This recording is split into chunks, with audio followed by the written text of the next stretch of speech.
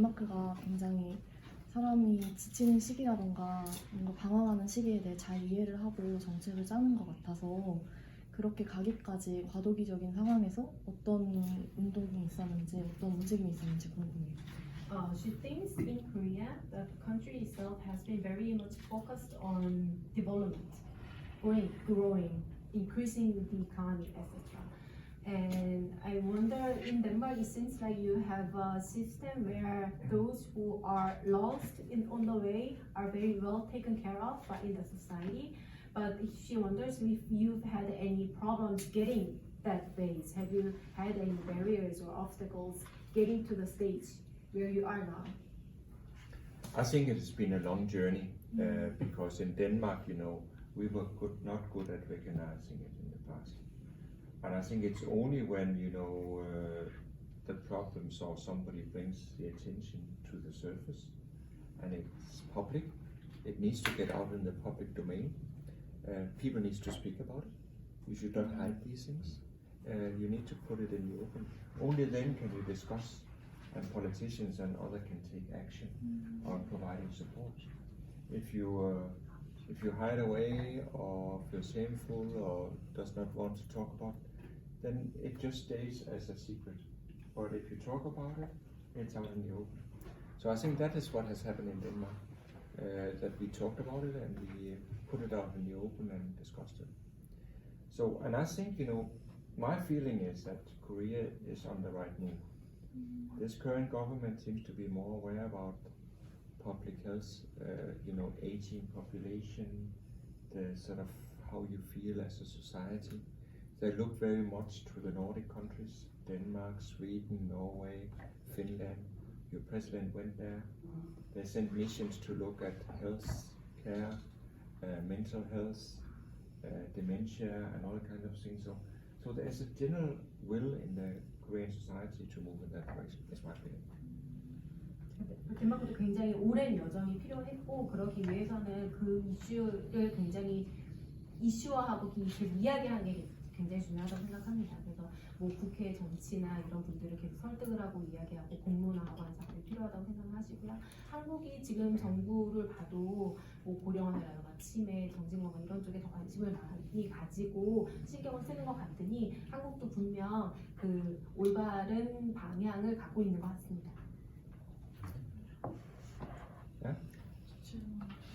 네? 한국에서는 청소년 정신과를 이용할 때 부모님 동의를 받아야 되구나. 인도에서 상담 선생님이 딱 한 명밖에 없거든요. 근데 덴마크 청소년들은 정신건강을 어려울 때 어떤 지원이나 복지를 가지고 있는지 궁금해요.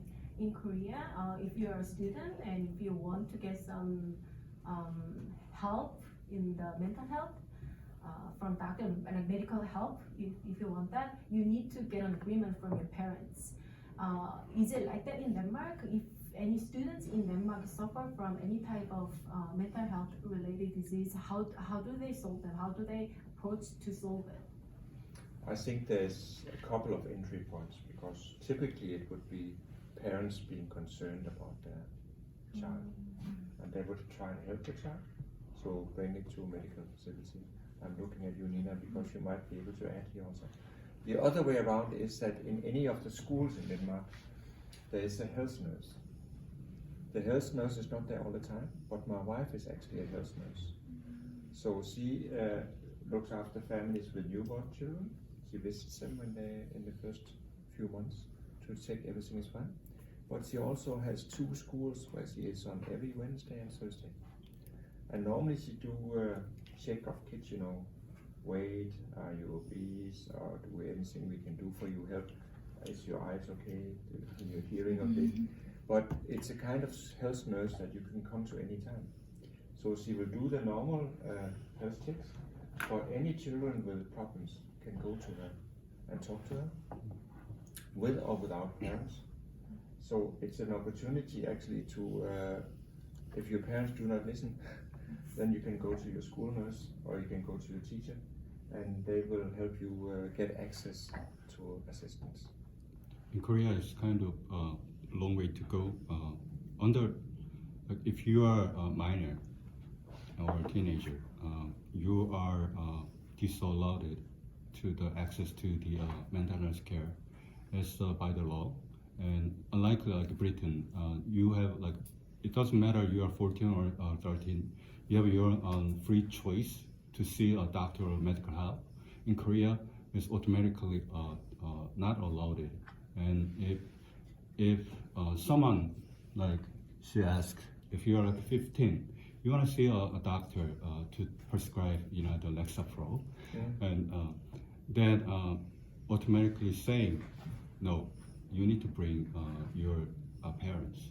That's kind of, you know, it's not about like, you know, the equal access opportunity. Is that a child well-being is first or law is first? Which one is it? Is a child under the care of Korea government or under the guidance of parents? That's issue. So because of that, a lot of delayed late of treatment cause social problem and end up with committing suicide and stuff. That's what she's asking. But in Denmark, when a minor seeks help from a doctor, the doctor would actually also, according to the law, be obliged to inform the parents. And there are some very specific certain cases where the doctor is not required to inform the parents, but in most cases for minors, they do have to inform parents in Denmark as well, at least for the medical side. And Nina is a doctor. Oh, okay. But we don't have that choice. 의사시거든요, 덴마크에서. 덴마크에서 법 규정상은 부모에게 이제 정보 공유를 하게끔 되어 있다고는 하시네요. 네. 저희 나라가 청소년에 대한 약간 아동보호법이라든지 이제 어린이들이 사고를 당했을 때 만약에 아동보호법을 이제 국회에다가 이제 신청을 해도 막 되게 떠들거나 그런 법이 되게 많거든요. 저희 아동보호법이 얼마나 강화되어 있는지랑 이제 청소년들이 만약 갔을 때 이제 자립을 하게 되면 그런 환경이 잘 갖춰져 있는지. In Korea, we have children protection law, but it was very difficult to pass that law at the National Assembly. So it seems like the rights for the children and teenagers are being neglected. It's not as important as other issues in the society. And in Denmark, it seems that you are very well protected by the society when you are a student or a teenager. Do you have any thoughts that you can share with us on that? I don't know what we can share best. Again, you can maybe think about it, Nina, but I would just want to add at least that our current Prime Minister, she calls her the Prime Minister for Youth and Children because she feels that we have not been doing enough for our youth and children. She feels at times there would be a need for the government to be able to take the children away from the parents if the parents are not doing well enough. Then the child would be better off somewhere else.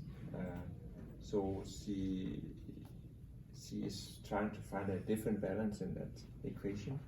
I think in the past, you know, there's always been like, you know, you've got to stay with your mom and dad more or less, no matter what. Of course, if there's gross violations, then you would be taken away. But she believes that maybe at times it would be better for the child and its development to find a new environment and start a new afresh. 덴마크도 전통적으로는 부모님이랑 있어야지 부모님의 역할이고 이렇게 많이 생각을 했었는데 예를 들어서 지금 총리가 이제 여자분이신데 그런 부분에 대해서 이제 이의를 제기를 많이 하고 어떻게 해결해 나갈 수 있는지 방법을 많이 강구를 하고 있다고 합니다.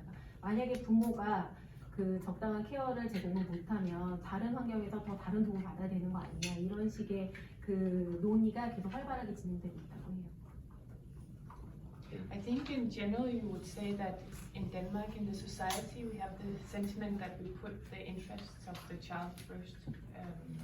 And it's true that we have a prime minister that has this special focus on children right now, but I think in general it has been the culture and the sentiment in society for a long time. 덴마크 사회나 문화에서는 아이들이 우선이란 아이들 제일주의가 좀 더 강한 것 같다고. 네. 덴마크에서 저희 같이 상처를 가지고 있는 학생들에게 상처를 가지고 있는 학생들에게 어떤 시선으로 보여지는지와 저희 한국에서는 정신과나 이제 장르학을 방문하기조차도 꺼려하는 게 많고 거기에 대한 안 좋은 편견이나 인식들이 있는데 덴마크에서는 정신과에 대해서 어떻게 생각을 하고 있는지. I think we will take this as the last question. And she says, she wonders how, if you are a person with mental health related disease, how are you perceived in the society? Because in Korea, if you visit mental health related clinics or psychologists, etc., you have this stigma of a person going there, and so it blocks you from going further for treatment, etc. So, do you feel the same way in Denmark? No, I don't think so. It's I think I mean, you can have a broken leg. Nobody will talk about that. You can have a mental problem. Nobody will be concerned about that. I think it's not an issue. And I think we would always try to be helpful or friendly to those in need, whether it's a broken leg or a mental thing. But we would not look down on the person. We would say, okay, there might be a problem or issues here and there. It doesn't mean that that's staying forever. It's a period. It's something that can come and go for all of us. And I think life is a long line. And of course, we have ups and downs in our life. No matter whether we're young, mid-age, or old, we have old people that are also suffering. I think when you look at the suicide rates, it's higher among the old population also. So for us, it's things can come and go, and you can be perfect tomorrow. So it's not a stigma thing, I wouldn't say. And then let me, if this was the last question, because I also have to move. Yes. I also want to say to you, you have something that we don't have. Your K-pop culture. The young people in Denmark is crazy about your K-pop culture. That your music, your film Parasite. I mean, it's all over the world now. I love that film, and that film is exactly diving into the two tiers of society, the very rich society, the very poor that doesn't have anything, and I think it opens up debates in a new way. So be proud of that film. It's adding to dialogue and discussions about who has, who doesn't have, and how do we deal with things. So I think it's a real mind opener for many people to see your film for Parasite. So well done, Korea. You've been put on the map, the world map, with your film. You're already on the world map with your music.